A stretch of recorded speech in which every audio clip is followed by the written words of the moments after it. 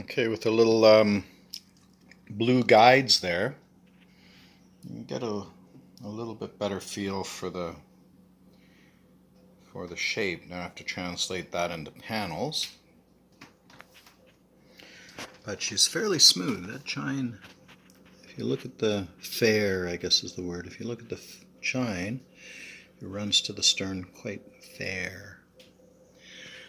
So, and the bow does rise, so it is fatter up at the bow, and but once it settles on its lines, the bow will actually be, the V of the bow will be out of the water.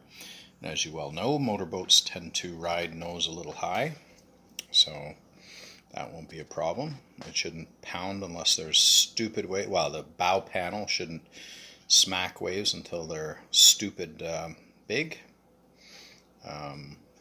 and that's okay. It's going to be a low-powered 9.9 anyway, is my thinking. Maybe 15 on it, and it has a nice arced exit, so not quite flat bottom, but almost toward the stern. So it shouldn't require a lot of power to get up and go with a fairly light construction. So there you go. Okay, I came up with a new way of holding this together. The tape kind of hid the positioning of where the templates were lining up. So for instance, this one I can see is high or whatever, and the holes are handy because you can see, like, that's just a hair high, so therefore I have to push it up, and that one will need a little bit of shoving, I guess. But at any rate, so this holds it not too bad. You got to make sure I slotted the clothespins on the bandsaw, but you got to make sure you don't make the slots too wide, otherwise it has to be a friction fit. So just a little more than a blade width. At any rate, and now I can take it apart and put it together more quickly so that I can make sure I trace out my templates on graph paper. Even though I sort of use graph paper as a guideline, I want to be able to do like a full sheet of this, so I know the exact measurements down the whole length. At any rate, you get the idea. Okay, the photo misleads you a little bit about the bow angle, but it's a 10% pram bow angle. So this is what I've got so far. It's just gluing. And this is a proof of concept little model that I have to scale and just see how it fits together.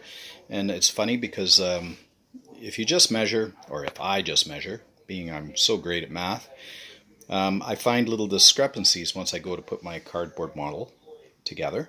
So then I just adjust. So it will have a V entry through here. A single panel will get folded down and stitch and glued. And then it will arc off, and two side panels will come, bottom right and left panels will finish this up. And I'm using an overlap joint. So I'm thinking, why scarf? Why butt joint? When you could do a nice overlap, and essentially it's almost like a step system. Most boats nowadays, or fiberglass boats, have some form of step. And I'm just giving it a hair of a tunnel hull, about 2 inches extra, because I appreciate shallow draft. Plus I have a fairly wide stern, so that will sort of make it a little nicer exit. And I'm also adding little winglets, trim tabs, so to speak, off the ends, and they'll double as steps to get on board, but also help get up on plane, because I don't want this to be overpowered. I'm thinking, like me, I think 9.9 probably is enough. I'd love to try a 9.9, but you know, realistically a 15 or 20 horsepower should buzz this along more than adequately. So yeah, so there's the shape. I'm a little out here, but no biggie.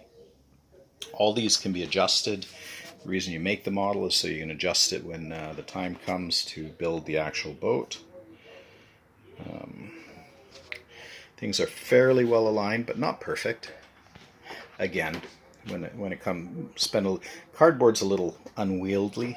Although I have a nice thickness, like it's a full 16th inch thick. So yeah, I'm pretty pleased with that. We'll let the glue all dry and remove the clothespins. Oh, just a little trick. I took the clothespins and sawed them on the bandsaw so that they're a snug fit onto the cardboard.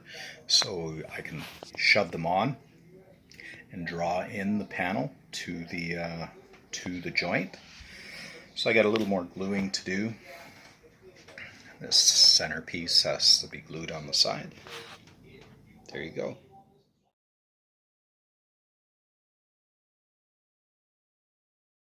Just a couple details. I lessened the V by about not quite 1/8 of an inch down each side. And I also slit this panel so that it can match up to the V here.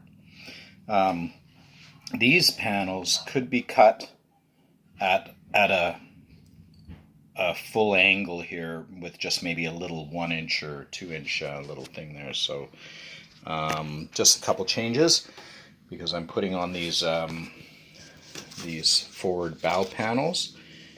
And so for instance that can match this little edge about the same depth.